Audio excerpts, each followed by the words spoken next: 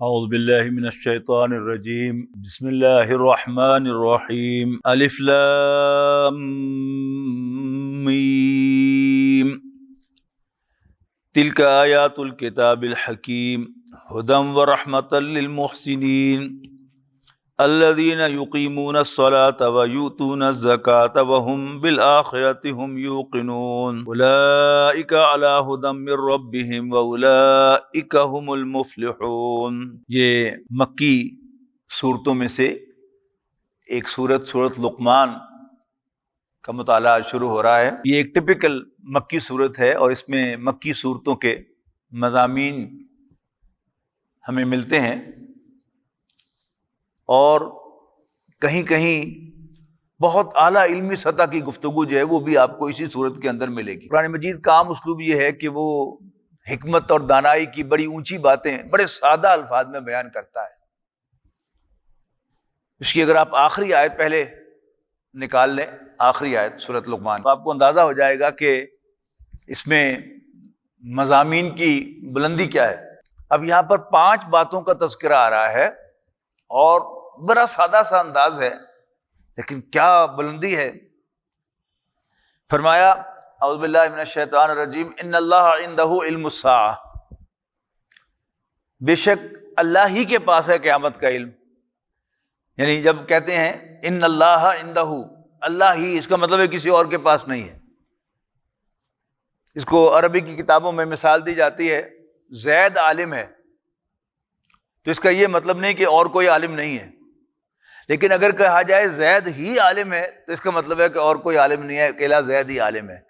تو یہاں یہ فرق آپ کو نظر آئے گا کہ ان اللہ عندہ علم الساعہ، بے شک اللہ ہی کے پاس ہے قیامت کا علم، کسی اور کے پاس نہیں۔ اس کے بعد 2 کلام خبریہ آ رہے ہیں کہ وَيُنَزِّلُ الْغَيْثَ، اللہ بارش برساتا ہے، اس کا مطلب ہے کہ اور کوئی بھی بارش برسا سکتا ہے۔ تیسرا فرمایا کہ وَيَعْلَمُ مَا فِي الْأَرْحَامِ، اور جو کچھ ماؤں کے پیٹوں میں ہے وہ بھی اللہ جانتا ہے۔ یہ بھی کلام خبریہ ہے، کوئی اور بھی جان سکتا ہے۔ اس کے بعد پھر 2 آ رہے ہیں جو اللہ کے سوا کوئی نہیں آتا، بڑے سادہ الفاظ میں 2 اور 2 4 کی طرح کہا گیا ہے، ما تدری نفس ماذا تکسب غدا، کوئی شخص نہیں جانتا کہ وہ کل کیا کرے گا۔ ہمارا تجربہ بھی یہی ہے۔ اور ما تدری نفس بأی ارض تموت، اور کوئی شخص نہیں جانتا کہ وہ کہاں مرے گا۔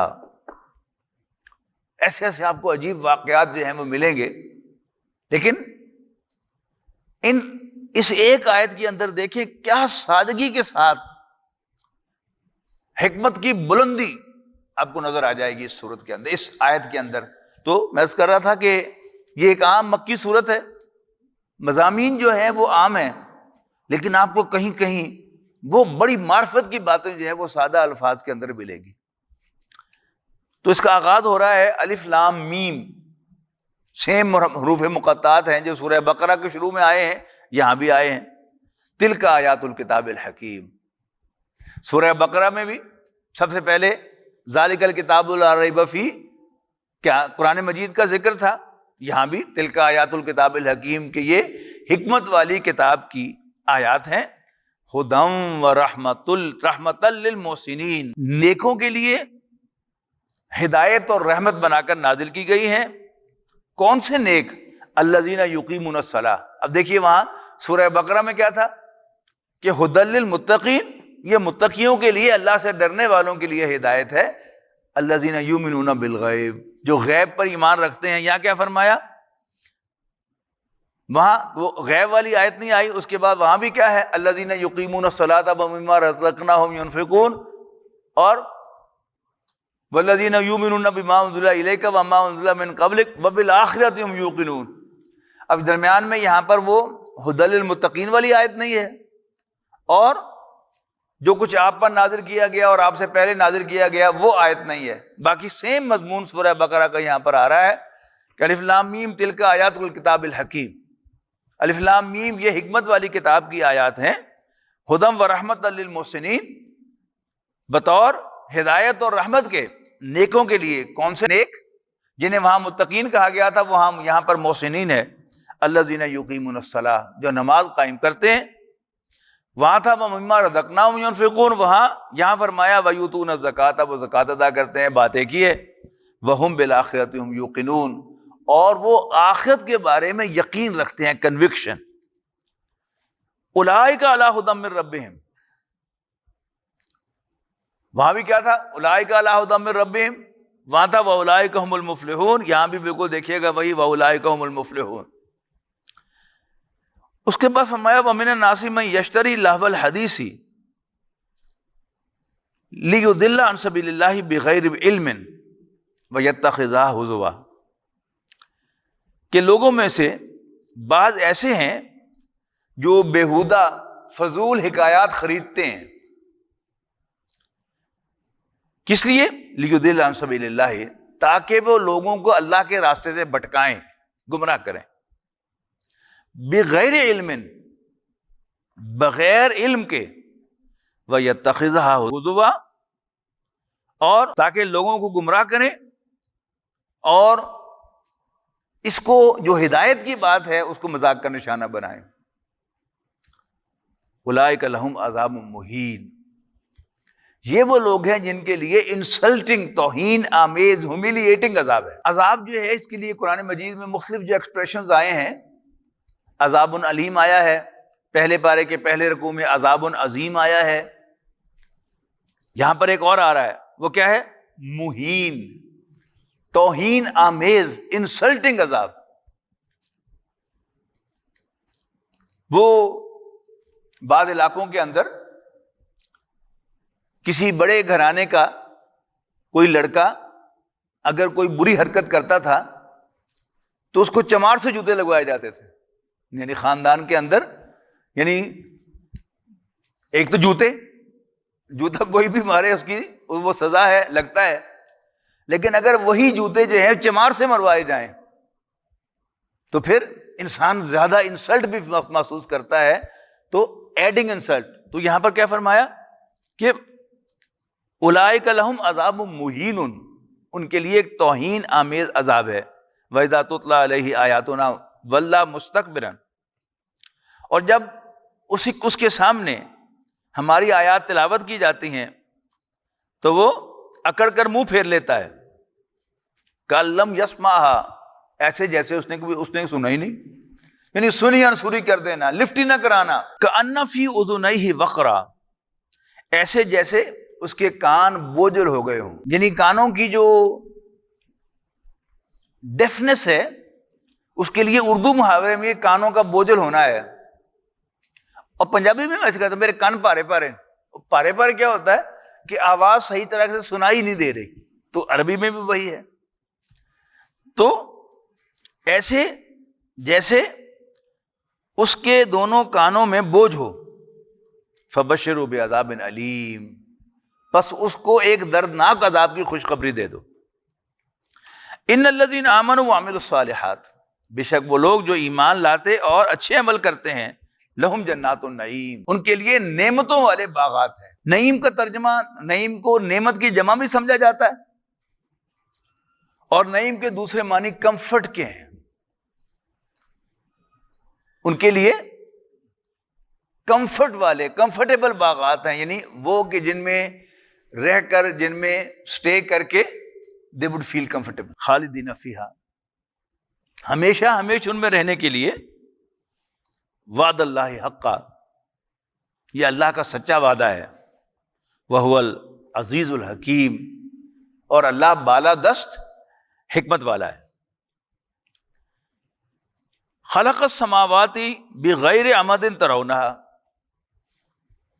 اللہ تعالیٰ نے آسمانوں کو پیدا کیا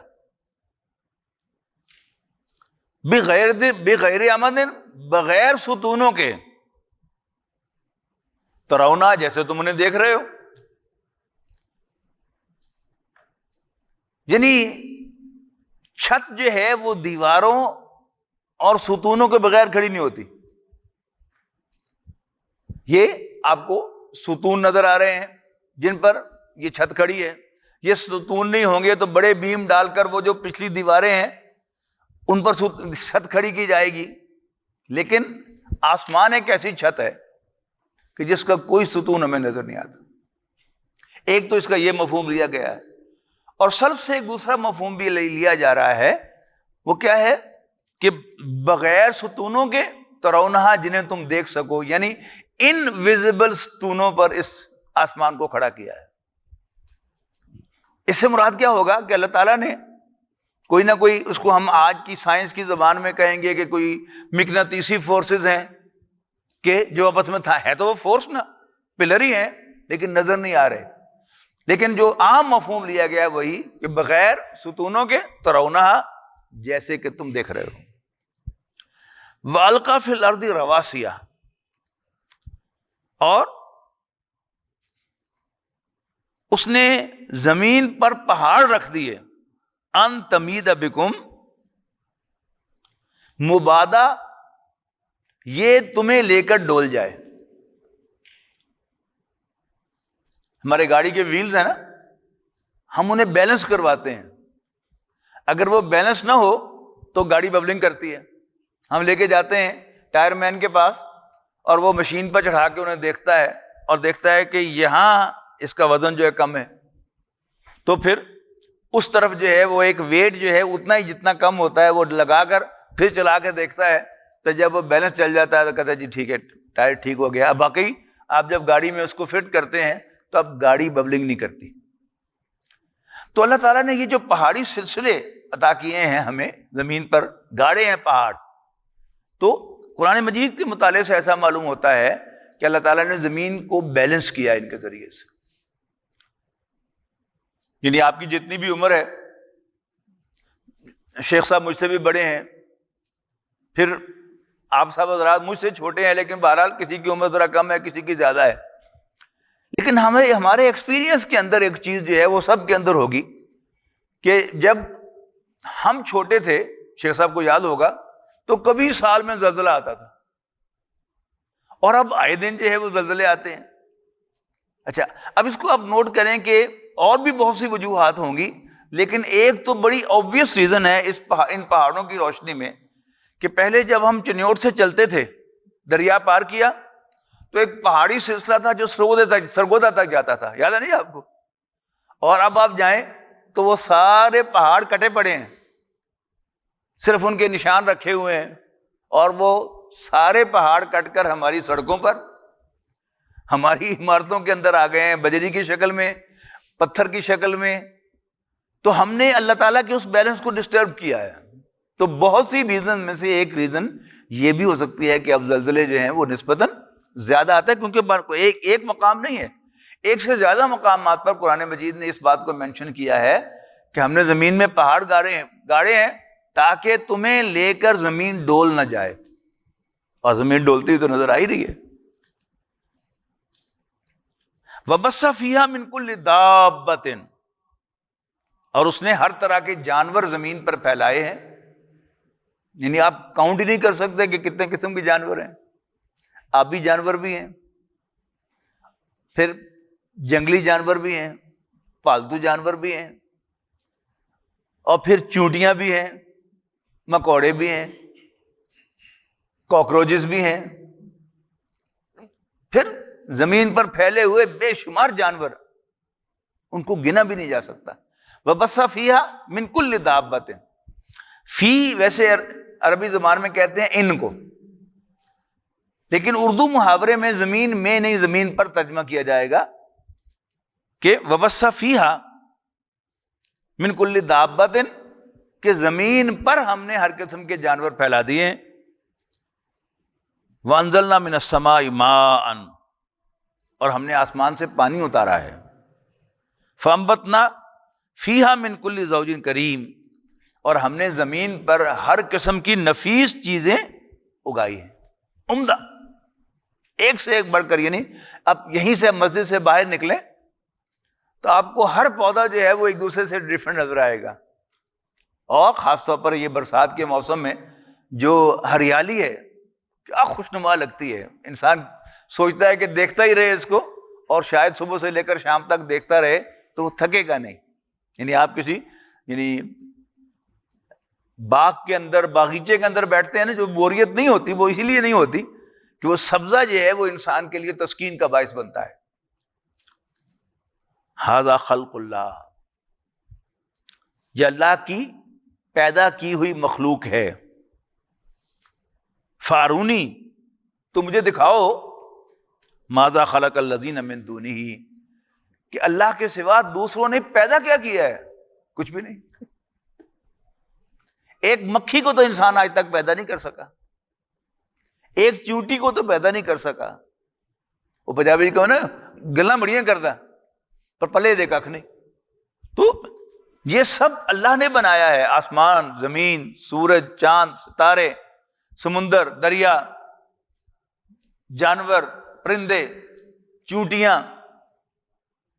تو اللہ کے سوا جو باقی ہیں بیکٹ میں آپ سمجھے کہ جن کو تم پوجتے ہو، دکھاؤ تو صحیح انہوں نے کیا پیدا کیا ہے؟ نتھنگ. ھذا خلق اللہ فارونی ماذا خلق الذین من دونہ، تو دکھاؤ اللہ کے سوا دوسروں نے کیا پیدا کیا ہے. بل الظالمون فی ضلال مبین، اصل میں ظالم سری گمراہی میں ہے. مبین کے معنی واضح. ظالم، یہ ظالم جو اللہ کے سوا اوروں کو معبود بناتے ہیں، اللہ کے مد مقابل ٹھہراتے ہیں، جبکہ ان کی پرفارمنس کیا ہے؟ دے پروڈیوسڈ نتھنگ. تو یہ ظالم کیا کر رہے ہیں؟ یہ کھلی گمراہی میں ہے.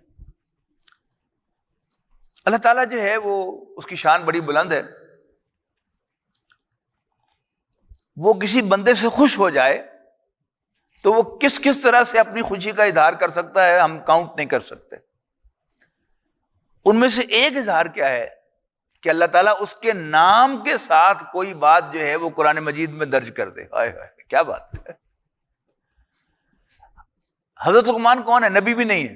اکثر علماء کی رائے یہ ہے کہ وہ نبی نہیں تھے، ایک دانا انسان تھے، ایک بڑے ہی تھے، کارپینٹر تھے، لیکن بڑے سیانے آدمی تھے. لوگ ان کی عزت کرتے تھے، ان کو اہمیت دیتے تھے. عربوں کے ہاں ان کے اقوال زرعی کوٹ کیے جاتے تھے، جیسے ہم علامہ اقبال کے اشعار کوٹ کرتے ہیں. علامہ اقبال کا ٹائٹل کیا ہے؟ حکیم الامت. تو جو دانا آدمی ہوتا ہے، سیانا آدمی ہوتا ہے، اس کو یہ اعزاز ملتا ہے کہ اس کے اقوال کوٹ کیے جاتے ہیں یا اس کے اشعار کوٹ کیے جاتے ہیں. تو اسی طرح کی ایک شخصیت لقمان تھی. اللہ تعالیٰ نے انہیں اعزاز کیا بخشا، یعنی حکمت کی تعلیمات ان کے نام کے ساتھ قرآن مجید میں کوٹ کی گئی. حکمت کے اصول، دانائی کسے کہتے ہیں، دانائی کیا ہوتی ہے، کیا کچھ اس دانائی میں سے نکلتا ہے، نام حضرت لقمان کے نام کے ساتھ. جیسے نبی اکرم صلی اللہ علیہ وسلم کے مخالفین کئی تھے مکہ مکرمہ میں، اسی طرح مدینہ منورہ میں. ہمارا جو مطالعہ ہے، ہماری انڈرسٹینڈنگ میں، ابو جہل نبی اکرم صلی اللہ علیہ وسلم کا سب سے بڑا دشمن تھا، جس نے نبی اکرم صلی اللہ علیہ وسلم کے گلے میں پھندا ڈلوایا، نبی اکرم صلی اللہ علیہ وسلم پر وہ اوجری لا کر رکھوائی. اسی طرح ولید بن مغیرہ، نضر بن حارث، یعنی ولید بن مغیرہ کا ذکر قرآن مجید میں غالباً 3 مقامات پر ہے، لیکن اس کا نام نہیں آیا. اس سے بھی زیادہ شاید، لیکن نام نہیں آیا. ابو جہل کا نام نہیں آیا. یہ سورہ علق کے آخر میں ارائیت الذی ینہی عبدا اذا صلی، یہ کون ہے؟ یہ ابو جہل ہے، لیکن نام نہیں آیا. اس کے مقابلے میں ابو لہب جو نبی اکرم صلی اللہ علیہ وسلم کا سگا تایا تھا، اللہ تعالیٰ اس پر ناراض ہے کہ خاندانی نظام میں، قبائلی نظام میں اپنوں کے ساتھ کھڑا ہوا جاتا ہے، لیکن وہ ایسا بدبخت تھا کہ نبی اکرم صلی اللہ علیہ وسلم کا سگا تایا ہونے کے باوجود اس نے نبی اکرم صلی اللہ علیہ وسلم کی مخالفت میں پہل بھی کی اور انتہا پر بھی گیا. لہذا قرآن مجید میں نام لے کر اللہ تعالیٰ نے اس پر پھٹکار کی ہے، تبت یدا ابی لہب وتب ما اغنی عنہ مالہ وما کسب. اب قیامت تک قرآن مجید پڑھا جاتا رہے گا اور حکمت و دانائی کی باتیں حضرت لقمان کے ریفرنس سے ان کے نام کے ساتھ کوٹ کی جاتی رہیں گی، اور قیامت تک قرآن مجید پڑھا جاتا رہے گا. ابو لہب پر جو سگت آیا تھا نبی اکرم صلی اللہ علیہ وسلم کا، اس پر پھٹکار ہوتی رہے گی، لعنت، پھٹے منہ، تبت یدا ابی لہب وتب. تو فرمایا وَلَقَدْ آتَيْنَا لُقْمَانَ الْحِکْمَةَ، اور ہم نے لقمان کو حکمت عطا کی۔ اب حکمت کیا شے ہے؟ اس کا مادہ ہے ہا کاف میم۔ اب اردو میں سوچیں کہ کتنے الفاظ آپ کو یاد ہوں گے۔ حکم، حکومت، حاکم، ٹھیک ہے جی، استحکام۔ تو اس میں پختگی کے معنی پائے جاتے ہیں حکم کے اندر۔ حکم وہی دیتا ہے نا جو ان پاور ہوتا ہے، جو سینئر ہوتا ہے، جو باس ہوتا ہے، وہ حکم دیتا ہے، ہی از مور اسٹرانگ۔ استحکام کے لفظ سے یہ آپ کو نظر آ جاتا ہے کہ جب ایک چیز جو ہے اممیچور ہوتی ہے تو اس میں فلکچویشن ہوتی ہے، تو جب وہ میچور ہو جاتی ہے تو اس میں استحکام آ جاتا ہے۔ تو حکمت کیا ہے؟ انسان کی سوچ، اس کے فکر کا میچور ہو جانا، یہ کیا ہے؟ یہ حکمت ہے۔ اس کے کئی آسپیکٹ ہیں۔ میں نے پہلے بھی آپ کو سنایا، وہ اشفاق احمد صاحب کے گاؤں کے موچی کی بات سنائی نا آپ کو، کہ اشفاق صاحب کہتے ہیں جب مجھے گورنمنٹ کالج لاہور میں داخلہ مل گیا تو ان کے گاؤں کے ایک موچی تھے، موچی، لیکن بہرحال لوگ ان کی بڑی عزت کرتے تھے، سیانے آدمی تھے، مشورہ کرتے تھے اپنے کام کے لیے آ کر۔ گاؤں کے لڑکے انہیں تایا جی کیا کو بلاتے تھے، چاچا جی بھی نہیں، تایا جی، زیادہ عزت دے کر۔ کہتے میری والدہ نے کہا کہ لاہور جان تو پہلے تعین اسلام کر کے جائیں۔ کہتے میں نے والدہ کے حکم کی تعمیل کی اور میں گیا، وہ جوتا گانٹ رہے تھے، میں پوچھا، میں نے کہا جی میں پڑھنے جا رہے ہیں لاہور۔ انہوں نے مجھے دعا دی۔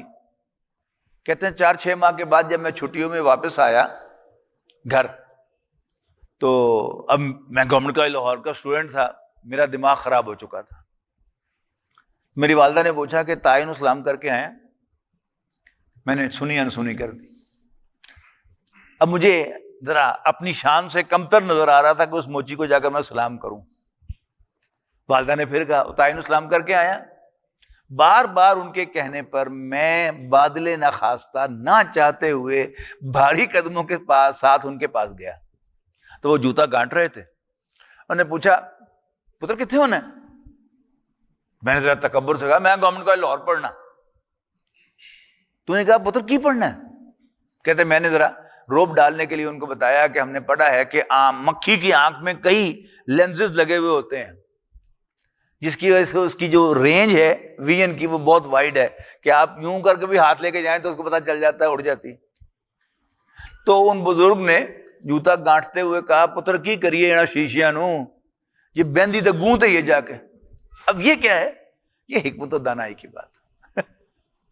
علم ہے لیکن حکمت نہیں ہے۔ تو حکمت و دانائی کیا ہے؟ ایک تو یہ کہ انسان میچور ہو جاتا ہے، یعنی وہ جو سطحی چیز ہے کہ اس کا بہت علم ہے، اس کی آنکھیں بڑی وائڈ ہیں، لیکن اندر کیا ہے، کنکلوژن کیا نکال رہی ہے، کر کیا رہی ہے، گندگی پہ جا کے بیٹھ رہی ہے۔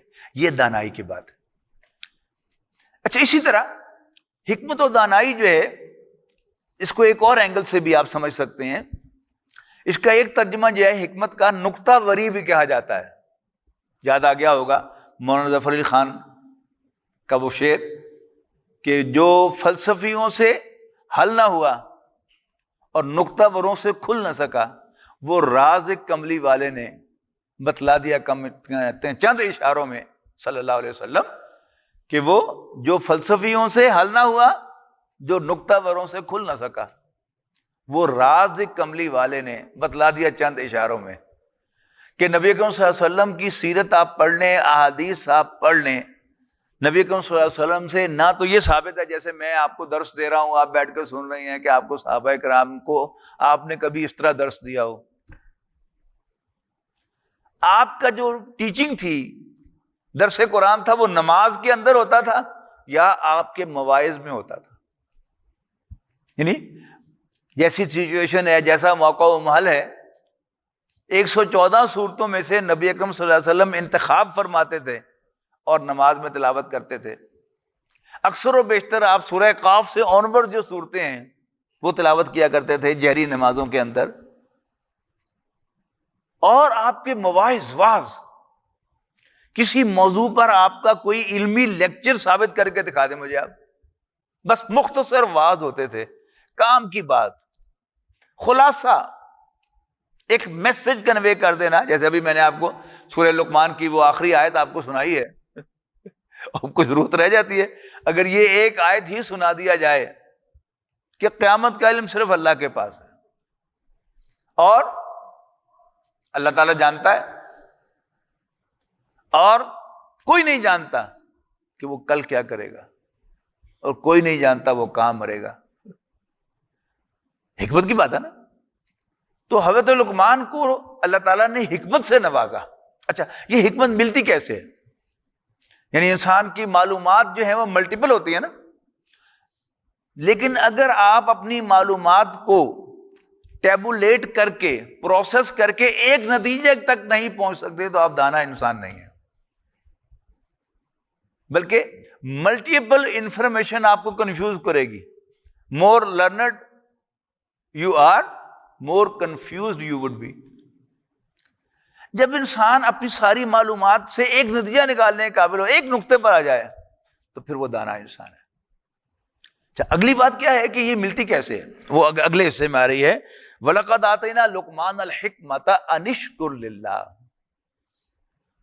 ہم نے لقمان کو حکمت عطا فرمائی کہ شکر کر اللہ کا. یہ دانائی ملتی کیسے ہے؟ یہ شکر سے ملتی ہے. امام ابو حنیفہ رحمۃ اللہ علیہ عام اپنے شاگردوں کو ایک نائی کے بارے میں کہا کرتے تھے وہ تو میرا استاد ہے، اور شاگرد بڑے حیران ہوتے تھے، اتنا بڑا عالم، اتنا بڑا محدث، تو اس سے انہوں نے کون سی کتاب پڑھی ہوگی، کیا پڑھا ہوگا، لیکن پھر وہ کہتے تھے کہ وہ میرا استاد ہے. تو ایک دن ذرا ریلیکس موڈ میں بیٹھے تھے اور پھر انہوں نے کہا کہ وہ میرا استاد ہے. تو کسی شاگرد نے پوچھ لیا کہ آپ نے اس سے کیا پڑھا تھا؟ تو انہوں نے کہا کہ جب میں چھوٹا تھا میں ایک دفعہ اس کے پاس بال کٹوانے کے لیے گیا تھا، اور آپ نے تو شاید وہ زمانہ نہیں دیکھا، آپ تو پارلر کی ایج کے سب لوگ ہیں. یہ پہلے جو بال کاٹنے والا ہوتا تھا وہ ایک چوکی پر بیٹھا ہوا ہوتا تھا یا ایک چھوٹی پیڑھی پر بیٹھا ہوتا تھا، اور اس کے سامنے ایک بوری بچھی ہوتی تھی. بال کٹوانے والا اس بوری پر جا کے بیٹھتا تھا اور پھر وہ کہتا تھا کہ اب ادھر منہ کرو، ادھر منہ کرو، میری طرف منہ کرو یا ادھر منہ کرو، اور بال کاٹتا تھا. فرماتے ہیں کہ میں اس کے پاس بال کٹوانے کے لیے گیا اور میں نے بائیں طرف اس کے آگے کر دی. اس کا نہیں بیٹا، پہلے دائیں طرف سے بال کٹواتے ہیں. تو اس نے مجھے ایک سبق پڑھایا ہوا ہے، وہ میرا استاد ہے. اب دیکھیے، یعنی آپ جب فقہ پڑھیں گے آپ کو اندازہ ہوگا کہ ہاؤ انٹیلیجنٹ واز ہی. یعنی فقہ حنفی جو ہے اس میں سپوزیشنز ہیں. یعنی ایک تو نارمل یہ شاگرد بیٹھے ہیں، امام ابو حنیفہ اور ان کے شاگرد بیٹھے ہوئے ہیں. پہلے تو وہ سارٹ آؤٹ کرتے تھے کہ یہ بات قرآن مجید میں کہاں، سارے حافظ تو ہوتے ہی تھے، یہ بات قرآن مجید میں کہاں کہاں ہے وہ نوٹ کر لی، احادیث میں کہاں کہاں اس کا ذکر ہے وہ نوٹ کر لیا، پھر اس میں سے فرض کہاں سے ثابت ہوتا ہے وہ نوٹ کر لیا، واجب کہاں سے ہوتا ہے، نفل کہاں سے ہوتا ہے، سنت کہاں سے ہوتی ہے. یہ سب کچھ سارٹنگ کے بعد پھر وہ مسائل ایزیوم کرتے تھے. اگر ایسا ہو جائے، اگر ایسا ہو جائے، اگر ایسا ہو جائے. تو ایک مفتی صاحب کے پاس ہم بیٹھے ہوئے کنز الدقائق پڑھ رہے تھے، اور اس میں کتاب النکاح میں مختلف پاسبلٹیز آ رہی تھی. ایک پاسبلٹی کیا تھی کہ اگر دو بہنوں کے ساتھ نکاح ہو جائے تو پھر کیا ہوگا. تو مفتی صاحب کہنے لگے کہ آپ حیران ہوں گے کہ یہ ساری جو پاسبلٹیز آ رہی ہیں ان سب کے فتوے میرے پاس آئے ہوئے ہیں استفتاء کہ یہ ایسا ہو گیا، آپ کیا کریں. یہ کیا ہے؟ یہ ذہانت ہے کہ اس وقت یہ چیز ایگزسٹ نہیں کرتی تھی، لیکن انہوں نے سپوز کیا کہ اگر ایسا ہو جائے گا تو پھر کیا ہوگا. ہمارے ابھی ساتھی جو ہوا کرتے تھے حکیم سعید صاحب مرحوم، تو وہ ایک دن آئے میرے پاس بڑے پریشان کہ جی سنا ہے کہ جی وہ فتاوی عالمگیری میں لکھا ہوا ہے کہ اگر چھری کو پاخانہ لگا ہوا ہو تو اس کو تھوک سے صاف کر کے کھانے پینے کی چیزیں کاٹنے کے لیے استعمال کیا جا سکتا ہے. تو میں نے ان سے کہا، میں کہا حکیم صاحب تھوکنا اینک صاف کر لیں دے. ہنسنے لگے, کہتے ایڈی دور تھوڑے کو مسئلہ پوچھنا سے آئی ہے تو ہنس کے ٹال دیں دو. اب غور کریں کہ میں قرآن شریف پڑھ رہا ہوں, اب وہ ورق الٹنے کے لیے اگر وہ نہیں الٹے گا تو کیا کروں گا, یہی تھوک ہی لگاؤں گا نا. اب یوں تھوکنا تو ہے, یہ کسی کی انسلٹ ہے, لیکن یہ سارٹ آؤٹ کرنا کہ تھوک اٹ سیلف پاک ہے یا ناپاک ہے. پاک ہے تو ہم اس سے قرآن مجید کا ورق پڑھ لیتے ہیں, ورنہ نہیں ہے. لیکن وہ چیز جو ہے وہ سپوز کی گئی. مسئلہ کیا ہے؟ مسئلہ یہ نہیں ہے کہ جب بھی پاخانہ لگ جائے چھری کو تو اس کو تھوک سے صاف کر لینا چاہیے. مسئلہ کیا زیر بحث آ رہا ہے کہ آپ کے پاس پانی نہیں ہے, سفر میں ہیں آپ, پانی نہیں ہے, بچے بھوک سے بلک رہے ہیں, تو آپ بچوں کو رلاتے رہیں گے یا خود بھوکے بیٹھے رہیں گے, یا آپ کے پاس وے آؤٹ ہے کہ تم تھوک لگا کر اچھی طرح اس کو صاف کر لو, مسل کے وہ صاف ہو جائے گا. یہ ہے مسئلہ. تو یہ کیا ہے؟ یہ دور اندیشیاں. اور جو بات بلکہ آپ کے ذہن میں آئے گا کہ وہ دو بہنوں والا مسئلہ, تو اس میں کیا ہے کہ دو بہنوں کی شادی ہو جائے, کوئی شخص غلطی سے دو بہنوں سے شادی کر بیٹھے, یہ الاؤڈ نہیں ہے. یعنی نہ دو بہنیں بیک وقت کسی کے نکاح میں آ سکتی ہیں, نہ پھوپھی بھانجی آ سکتی ہیں, نہ خالہ پھوپھی بھتیجی آ سکتی ہے, نہ خالہ بھانجی آ سکتی ہیں, نہ نانی اور نواسی آ سکتی ہیں, نہ پوتی اور دادی آ سکتی ہے. اچھا اب ہو گیا کیا؟ یہ بات جو ہو رہی تھی یہ لندن میں ہو رہی تھی, ایک مسجد کے اندر بیٹھے تھے, وہ لندن میں تھے مفتی صاحب. تو جب یہ کتاب پڑھتے ہوئے انہوں نے یہ تبصرہ کیا, اب کوئی شخص اس نے یہاں پر شادی کی ایک عورت سے, اس کے بعد وہ انگلینڈ چلا گیا, انگلینڈ جا کے اس نے ایک اور شادی کی. بظاہر تو وہ کوئی اور عورت تھی, لیکن بعد میں پتا چلا کہ یہ میری پہلی بیوی کی رضائی بہن ہے. بہن تو ہو گئی, اب کیا ہوگا؟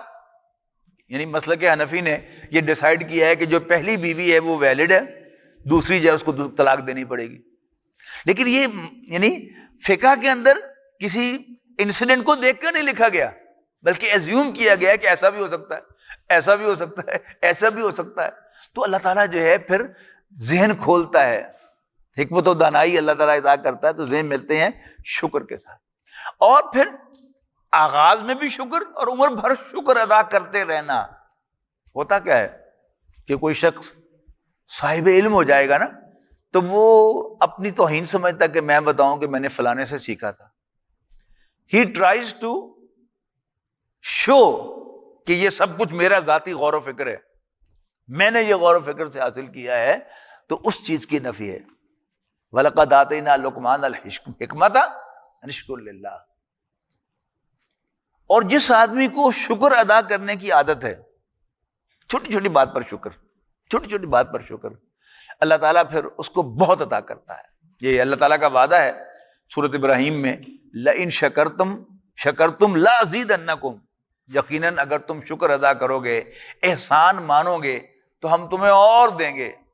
وَلَئِن كَفَرْتُمْ, لیکن یاد رکھنا اگر تم نے ناشکری کی, ان عذابی لشدید, تو پھر میری سزا, میرا عذاب بھی بڑا سخت ہے. تو شکر ادا کرنے کی ہمیں عادت ڈالنی چاہیے اپنے سے چھوٹوں کو.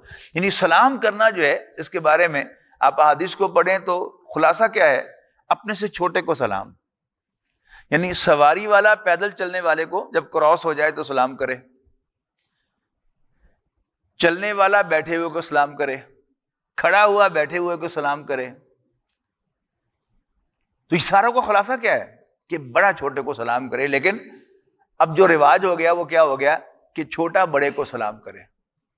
لیکن آج سے ہی آپ ماشاءاللہ سب لوگ مینیجرز بیٹھے ہیں, آج اپنے اپنے ڈپارٹمنٹ میں جا کر آپ سلام کریں. آپ 2 دن میں اس کا رزلٹ دیکھیں گے کہ 2 دن آپ پہل کریں گے سلام میں, اور آپ دیکھیں گے اس کی آنکھوں میں آپ کے لیے ایک محبت جو ہے وہ چھلک رہی ہوگی کہ آپ نے اس کو سلام کیا ہے. اسی طرح شکر ادا کرنا, یہ جیسچر مختلف ہو سکتا ہے, الفاظ ایکسپریشنز مختلف ہو سکتے ہیں, لیکن ہے وہ احسان ماننا ہی. مثلا اللہ تعالیٰ کا شکر ادا کرنے کا جو طریقہ قرآن مجید میں اور سنت رسول میں ہے وہ کیا ہے؟ الحمدللہ کہنا. اچھا اب یہ کیا ہے کہ آپ سے بہت بڑا ہے, وہ آپ پر کوئی احسان کرتا ہے تو سر آپ کہیں شکریہ, تو یہ کوئی خاص مزہ نہیں آیا, آپ کہیں یو آر گریٹ سر. ویسے آپ نے تعریف کی ہے لیکن اصل میں یہ کیا ہے؟ یہ بڑے کا شکریہ ادا کرنے کا جسچر ہے۔ اسی طرح آپ سے چھوٹا ہے، اس نے آپ کو پانی کا گلاس پلایا ہے تو شاباش کہہ دیں، جزاک اللہ کہہ دیں، تو یہ کیا ہے؟ یہی اس کی اپریسیشن ہے کہ آپ نے اس کا احسان مان لیا ہے۔ گھر میں آپ کے بچے نے، آپ کی بہو نے، آپ کی بیوی نے آپ کو پانی کا گلاس پیش کیا ہے، آپ کو چھوٹا سا کام، بیٹا وہ پکڑنا مجھے، آپ کی بہو نے آپ کو لا کے پکڑا دیا، آپ اس کو شاباش دے دیں، آپ کا بگڑے گا کچھ نہیں، شکریہ ادا کر دیں، بگڑے گا کچھ نہیں، لیکن ملے گا بہت کچھ۔ تو شکر ادا کرنا، تو حکمت و دانائی کا بیس بھی شکر ہے، اور حکمت و دانائی کا جو مینیفیسٹیشن ہے، اس کی ظہور، وہ بھی شکر ہے۔ دانا آدمی ہوگا تو وہ ہر ایک کا احسان مانے گا۔ جیسے امام صاحب نے صرف یہ بتانے پر کہ جی پہلے بائیں طرف سے بال کاٹتے ہیں، عمر بھر اس کو اپنا استاد کہتے رہے، یہ شکریہ کا جسچر ہے نا، اس کا احسان ماننا۔ شکر کا مطلب یہ احسان ماننا ہے۔ تو اگر انسان احسان مانے تو پھر انسان کی شخصیت اتنی خوبصورت ہو جاتی ہے کہ اپنے آپ کو بھی خوبصورت لگتی ہے۔ اور اگر انسان ناشکرا ہوتا ہے تو اپنے گریبان میں جھانکے نا تو اپنی طرف بھی دیکھنے کو اس کو جی نہیں چاہے گا۔ تو حضرت لقمان کے بارے میں فرمایا کہ وَلَقَدْ آتَيْنَا لُقْمَانَ الْحِكْمَةَ، ہم نے لقمان کو حکمت سے نوازا، أَنِ اشْكُرْ لِلَّهِ، کہ احسان مان اللہ کا۔ جب انسان یہ چھوٹے لیول پر شکر ادا کرتا ہے تو پھر اللہ تعالیٰ اپنا شکر ادا کرنے کی توفیق دیتا ہے، ورنہ توفیق ہی نہیں ملتی اللہ کو شکر ادا کرنے کی۔ چھوٹے چھوٹے کاموں پر، یعنی آپ جا رہے تھے سڑک پر، چوک پہ، ادھر سے کوئی اور آ رہا تھا، وہ آپ کے لیے رک گیا، تو آپ کراس کرتے ہوئے یوں کر کے ہاتھ اٹھا کر اس کا شکریہ ادا کر دیں، آپ کا بگڑے گا کچھ نہیں۔ لیکن آپ دیکھیں گے، اپنے گریبان میں جھانکیں گے، معلوم ہوگا کہ آپ کے اپنے دل میں آپ کی عزت بڑھ گئی، and so on so forth. احسان ماننا چھوٹے سے چھوٹی بات۔ وَمَن يَشْكُرْ فَإِنَّمَا يَشْكُرُ لِنَفْسِهِ، یہ بات جو میں نے بیان کی ہے کہ اگر آپ شکر ادا کریں گے، احسان مانیں گے، تو آپ کا اپنا بھلا ہوگا، اللہ تعالیٰ آپ کی شخصیت کو بلندی عطا فرمائے گا۔ وَمَن كَفَرَ، اور جو کوئی ناشکری کرے، کفران نعمت اردو میں کہتے ہیں، یہ وہی لفظ ہے، وَمَن كَفَرَ، اور جو احسان ماننے کی بجائے احسان پر پردہ ڈالے، پھر کیا ہوگا؟ اسے یاد رکھنا چاہیے، فَإِنَّ اللَّهَ غَنِيٌّ حَمِيدٌ، اللہ تعالیٰ غنی ہے، بے نیاز ہے، انڈیپینڈنٹ ہے، کسی پر ڈیپینڈنٹ نہیں ہے، اس کو کوئی پرواہ نہیں ہے۔ نبی اکرم صلی اللہ علیہ وسلم نے فرمایا اگر تمام انسان انتہائی نیک انسان جیسے بن جائیں تو اللہ تعالیٰ کی حکمرانی میں، اللہ تعالیٰ کی طاقت میں ذرا برابر کوئی اضافہ نہیں ہوگا، اور سارے انسان بدترین شخص جیسے بن جائیں تو بھی اللہ تعالیٰ کی شان میں کوئی فرق نہیں آئے گا۔ اللہ تعالیٰ غنی ہے۔ ہماری شان میں فرق آتا ہے نا، کہ اگر ہماری کوئی ٹور ٹپا ہو تو ہم سمجھتے ہیں کہ یس، اور اگر ذرا کوئی ٹور شور نہ ہو ہماری تو ہم سمجھتے ہیں کہ جی وہ بڑا کام خراب ہو گیا۔ اللہ تعالیٰ کو کوئی ضرورت نہیں ہے، کوئی اس کی تعریف کرے یا نہ کرے، کوئی اس کا شکر ادا کرے نہ کرے، اس سے اسے کوئی فرق نہیں پڑتا۔ لیکن انسان اگر شکر ادا کرتا ہے فَإِنَّمَا يَشْكُرُ لِنَفْسِهِ، تو وہ اپنے ہی بھلے کو شکر ادا کرتا ہے۔ اس کے بعد پھر حکمت و دانائی کا ایک موتی وہ اپنے بیٹے کے ساتھ شیئر کرتے ہیں، اور غالباً یہ ان کی وصایا ہیں، ان کی آخری نصیحتیں ہیں، یا باقی زندگی میں بھی ان کی نصیحتیں ہوں گی، اس لیے کہ عربی زبان میں وصیت جو ہے یہ نصیحت کے معنوں میں آتا ہے، اردو میں وصیت جو ہے یہ موت کے وقت کی ہوئی نصیحت کو کہتے ہیں، لیکن قرآن مجید سے عربی زبان سے اندازہ ہوتا ہے کہ عربی زبان میں جسے ہم نصیحت کہتے ہیں وہی وصیت ہے۔ تو آگے پھر وصیت آ رہی ہے، وَإِذْ قَالَ لُقْمَانُ لِابْنِهِ، یہ ان کی وصیت ہے، ان کی نصیحت ہے اپنے بیٹے کو، یاد کرو جب لقمان نے اپنے بیٹے سے کہا یا بنیا وہو یعظہ، وہ اس کو نصیحت کر رہے تھے، وہ اس کو سرمن کہہ رہے تھے، اس کو موٹیویٹ کر رہے تھے، یا بنیا لا تشرک باللہ، بیٹا اللہ کے ساتھ کسی کو شریک نہ بناؤ، ان الشرک لظلم عظیم، یقیناً شرک کرنا بہت بڑی زیادتی ہے، بہت بڑا ظلم ہے۔ اچھا، ظلم سادہ لفظوں میں ہوتا کیا ہے؟ کسی کا حق مارنا، حق تلفی کرنا۔ کسی نے کسی کے 10 روپے مارے تو 10 روپے کا ظلم کیا، اور کوئی کروڑ کھا گیا تو اس نے کروڑ کا ظلم کیا۔ اب اللہ تعالیٰ سب سے بڑا ہے، اور اس نے ہم سے صرف ایک چیز کا تقاضا کیا ہے کہ توحید کے ساتھ میری بندگی کرو۔ نہ اس نے ہم سے کھانا مانگا، نہ عزت مانگی، نہ سہارا مانگا، نہ طاقت مانگی۔ بڑا واضح کہا نا سورہ ذاریات میں کہ وَمَا خَلَقْتُ الْجِنَّ وَالْإِنسَ إِلَّا لِيَعْبُدُونِ، میں نے جنوں اور انسانوں کو صرف اس لیے پیدا کیا کہ وہ میری بندگی کریں۔ مَا أُرِيدُ مِنْهُم مِّن رِزْقٍ، میں ان سے رزق نہیں مانگتا۔ وَمَا أُرِيدُ أَن يُطْعِمُونِ، اور نہ میں چاہتا ہوں کہ مجھے کھلائیں۔ إِنَّ اللَّهَ هُوَ الرَّزَّاقُ ذُو الْقُوَّةِ الْمَتِينُ، بے شک اللہ تعالیٰ تو خود رزاق ہے، دینے والا ہے، اور مضبوط قوت کا مالک ہے۔ تو ایک ہی تقاضا کیا نا، مجھے اپنا واحد مالک مانو۔ یہ اللہ کا حق ہے اور سب سے بڑا حق ہے۔ اس پورے کائنات میں سب سے بڑا حق کیا ہے؟ اللہ کو ایک ماننا، اللہ کا حق۔ اور جو اس حق کا ڈاکہ ڈالے تو وہ سب سے بڑا ظالم ہے نا۔ تو لا تشرک باللہ، اللہ کے ساتھ کسی کو شریک نہ بنا۔ ان الشرک لظلم عظیم، یقیناً شرک کرنا بہت بڑا ظلم ہے، بہت بڑی ناانصافی ہے، بہت بڑی حق تلفی ہے۔ شرک کے بارے میں ذرا میں چاہتا ہوں کہ تھوڑا سا تفصیل سے آپ کو بیان کروں، تو اگلی نشست میں انشاءاللہ ہم شرک پر ذرا تفصیل سے گفتگو کریں گے، اس لیے کہ یہ بڑا امپورٹنٹ ہے کہ شرک کی ہمیں پوری طرح پہچان ہونی چاہیے کہ مبادہ ہم بغیر سوچے سمجھے ان ایڈورٹنٹلی شرک میں مبتلا ہو جائیں تو انشاءاللہ اس کو ہم کوشش کریں گے کہ ہمیں اس کی پوری پہچان جو ہے حاصل ہو جائے۔ تو اگلی نشست ہم انشاءاللہ میں بھی کہ ہم پوری نشست میں صرف اسی ایک آیت پر گفتگو کریں کہ لا تشرک باللہ، اللہ کے ساتھ کسی کو شریک نہ بنا، ان الشرک لظلم عظیم، بے شک شرک کرنا بہت بڑی زیادتی ہے۔ آخر دعوانا الحمدللہ رب العالمین۔